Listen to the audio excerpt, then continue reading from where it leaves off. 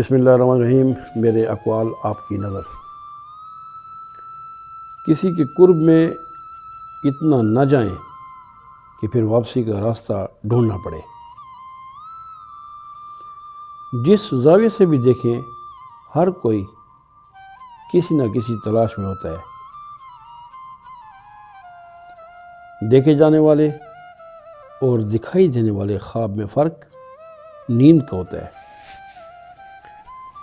آنکھ کا چھوٹا ہونا یا بڑا ہونا بینائی کو متاثر نہیں کرتا، ہاں البتہ چہرے کی بناوٹ پر اثر ضرور ڈالتا ہے۔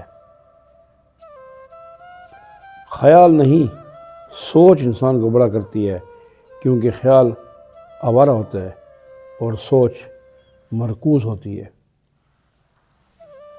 ساس اگر بہو کو اس کی ماں جیسا اور بہو اپنے آپ کو اپنی ماں کی بیٹی جیسا بن کر دکھائے تو ہر گھر جنت دکھائی دے گا۔ سورج کو کسی بھی زاویے سے نہیں دیکھا جا سکتا۔ ماں اور باپ جیسے رشتے کا کوئی نعم البدل نہیں۔